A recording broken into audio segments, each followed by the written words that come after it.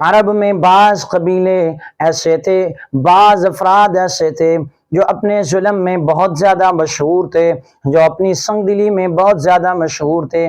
ان ظالموں کے نزدیک بے بس بے گناہ معصوم بچیوں کو زندہ دفن کرنے کا رواج بہت زیادہ تھا، بہت بڑا کارنامہ تھا۔ چنانچہ یہ ظالم اپنے ظلم میں، اپنی بدبختی میں اور اپنی شقاوت میں اور اپنی سنگ دلی میں بہت بڑا فخر محسوس کرتے تھے۔ ایک صاحب رسول اکرم صلی اللہ علیہ وسلم کی خدمت میں آ کے عرض کرنے لگا، یا رسول اللہ صلی اللہ علیہ وسلم، میں نے اپنے ان ہاتھوں سے اپنی 8 بچیوں کو زندہ دفن کیا ہے۔ چنانچہ قبیلہ بنو تمیم کے اندر بچیوں کو زندہ دفن کرنے کا ظالمانہ رواج بہت زیادہ تھا۔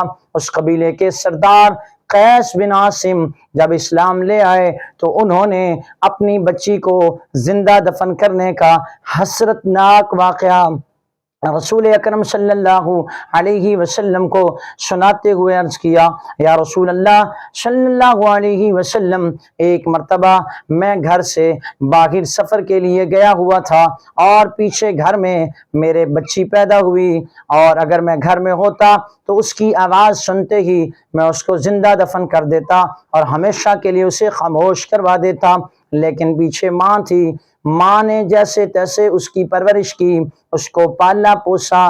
کچھ دنوں کے بعد ماں کے دل میں اس کی محبت نے جوش مارا، ماں نے میرے خوف سے، میرے ڈر سے اس بچی کو خالہ کے گھر بھیج دیا تاکہ وہاں جا کے اس کی پرورش کی جائے۔ چنانچہ اس نے اس بچی کو بچی کی خالہ کے پاس بھیجا اور خالہ نے اس کی پرورش کی اور وہ بچی خالہ کے ہاں پروان چڑھتی رہی۔ چنانچہ میں سفر سے واپس آیا تو میں نے معلوم کیا تو پتہ چلا کہ ہمارے ہاں ایک مرا ہوا بچہ پیدا ہوا ہے۔ چنانچہ بات آئی گئی ہوگی، ختم ہو گئی۔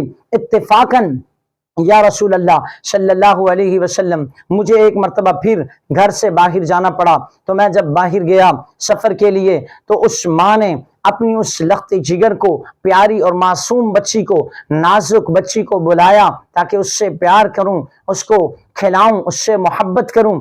چنانچہ قسمت کی خرابی یہ تھی کہ اچانک میں پھر واپس گھر میں آ گیا اور میں نے دیکھا کہ ایک پھول جیسی بچی، نرم و نازک بچی جو حسین و جمیل، خوب سنوری ہوئی گھر میں کھیل رہی ہے، کبھی ادھر جاتی ہے کبھی ادھر جاتی ہے۔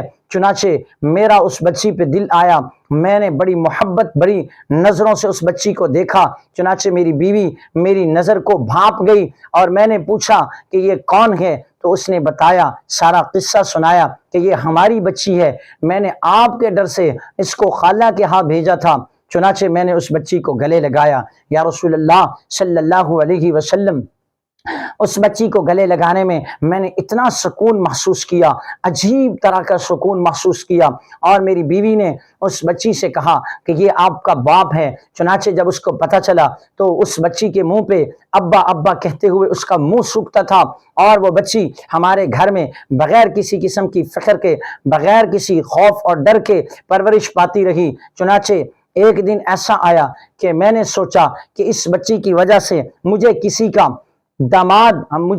مجھے داماد والا بننا پڑے گا، اور اس بچی کو، یہ میری بچی کسی کی بیوی بنے گی۔ چنانچہ یہ بات مجھ سے برداشت نہ ہوئی کہ یہ میں لوگوں کے ہاں کیسے جیوں گا اور کیسے لوگوں کو اپنی ناک دکھاؤں گا۔ چنانچہ اس بچی کی وجہ سے میری ناک کٹے گی، فلہذا میں اس ذلت کے سامان کو ہمیشہ کے لیے ختم کر دوں۔ یا رسول اللہ صلی اللہ علیہ وسلم، میں نے اپنے دل میں پکا پختہ عزم اور ارادہ کر لیا کہ میں ہمیشہ کے لیے اس ذلت کے سامان کو ہمیشہ کے لیے ختم کر دوں اور زیر زمین کر دوں۔ چنانچہ میں نے اپنی بیوی سے کہا کہ میں اپنی بچی کو ایک دعوت پہ لے کے جانا چاہتا ہوں، لہٰذا اس کو تیار کروا دیجئے۔ چنانچہ میری بیوی نے اس کو نہلایا، دھلایا، صاف ستھرے کپڑے پہنائے، اس کو خوبصورت تیار کیا۔ چنانچہ میں اس بچی کو لے کے چلنے لگا۔ ایک سنسان جنگل کی طرف جب چلنے لگے تو چنانچہ وہ بچی میرے ساتھ چلتی ہے، پیار کر رہی ہے، اچھلتی ہے، کودتی ہے، کبھی دوڑ کے آگے ہوتی ہے، کبھی میرا ہاتھ پکڑتی ہے، خوب مجھ سے پیار کر رہی ہے۔ اور میں جنگل میں جا کے، سنسان جنگل میں ایک جگہ رک گیا اور وہاں جا کے میں نے گڑھا کھودنا شروع کیا۔ اس معصوم بچی کو پتہ نہیں تھا کہ یہ میرا ظالم باپ جابر باپ میرے ساتھ کیا کرنے والا ہے؟ یا رسول اللہ صلی اللہ علیہ وسلم، اس بچی نے پوچھا ابا جان یہ کیا کر رہے ہیں؟ ابا جان یہ آپ کیا کر رہے ہیں؟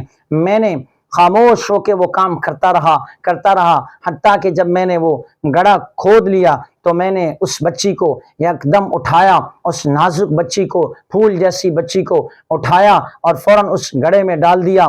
یا رسول اللہ صلی اللہ علیہ وسلم، وہ بچی حسرت بھری نگاہوں سے دیکھتی رہی اور کہتی رہی ابا جان یہ آپ کیا کر رہے ہیں؟ ابا جان یہ آپ کیا کر رہے ہیں؟ میں نے آپ کا کیا بگاڑا؟ میرا قصور کیا ہے؟ چنانچہ میں بہرا، اندھا اور گنگا بن کے یہ کام کرتا رہا، مٹی ڈالتا رہا حتیٰ کہ میں نے اس کو زمین کے اندر دفن کر کے سکون کا سانس لیا، اطمینان کا سانس لیا۔ رسول اکرم صلی اللہ علیہ وسلم نے اس معصوم بچی کی مظلومیت کی اور حسرت ناک یہ داستان جب سنی تو سرکار دو عالم صلی اللہ علیہ وسلم کا دل بھر آیا۔ رسول اکرم صلی اللہ علیہ وسلم کی آنکھوں سے آنسو ٹپک پڑے۔ آپ علیہ السلام نے فرمایا جو بندہ دنیا میں دوسروں پہ رحم نہیں کرتا، کل قیامت کے دن خدا تعالیٰ اس پہ کیسے رحم کرے گا؟